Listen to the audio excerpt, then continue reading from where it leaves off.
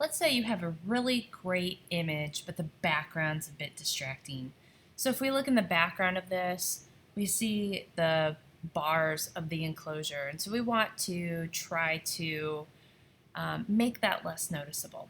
So what I would suggest doing is blurring the background. We're going to create an illusion of depth of field. You know, when you see pictures or TV where like the person is really crisp and then the background or the foreground is really blurry, that's called depth of field. So we're going to create a shallow depth of field. So I would duplicate this layer. So I'm going to just drag it down to the new layer button, or I can click on duplicate layer.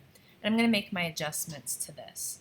So I'm going to go ahead and take my marquee tool, and I know I want to do like maybe at least this much of the image, but I don't want the lion and I don't want the pond to be in the selection. So I'm going to take my lasso tool and I'm going to click on the subtract from selection, and I'm just going to draw around the lion. I want to try to get a decent selection.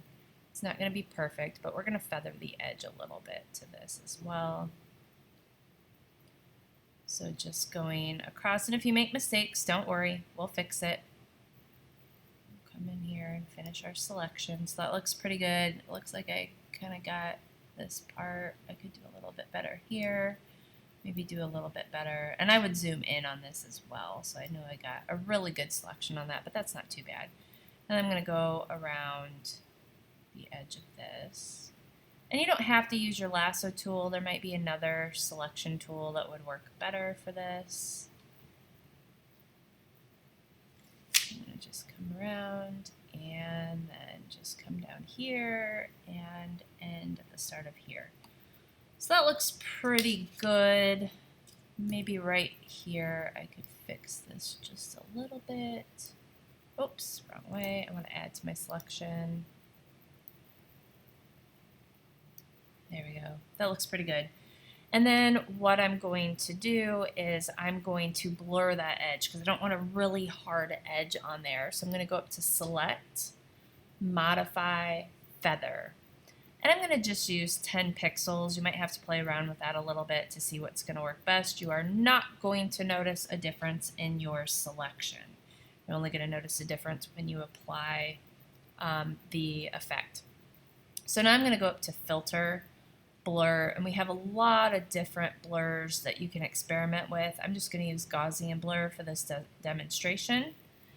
And what you're going to notice is that background is going to blur, and I can blur it more. Obviously that's too much. I want it to look a little bit natural. That looks pretty decent. And then I'm going to hit OK. I'm going to deselect that, and what you're going to notice is that we have this really hard edge down here of where this starts to blur. And I don't want to do that. I want it to be a more subtle change. So I'm going to go ahead and put a mask on the top layer, the layer that's blurred. And I'm going to take my paintbrush and I'm going to make it really big. And I'm going to choose black because black is going to hide this part of the image. And what I'm going to do is I want to make sure I have a soft brush too. So I'm going to come over here and make sure my hardness is all the way down. And then when I come down here along the edge, it's going to be more of a fade. It's going to be much more subtle. I might even go like around the edge here too, because it has a little bit of a hard line on it. So I'm going to just kind of go around that edge. Oh, that's too much. But I can go back and I can flip this to white and I can add that mask back, which is really great. That's why I love masks, because you can go back and add it if you take away too much. Now, you'll notice he also has a blur across his face.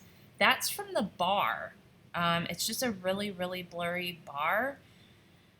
You can correct that, but it's very time consuming. And a little bit difficult to do. I would just pick a different picture. But this is one way that you can create the illusion of depth of field. So here's the before, very distracting, very high contrast. And then if I click on that layer that I created that blur on, it just brings that line and anything that's crisp forward into the foreground. And then it's going to make, like if I wanted to put text right here, it's going to make text much easier to read as well.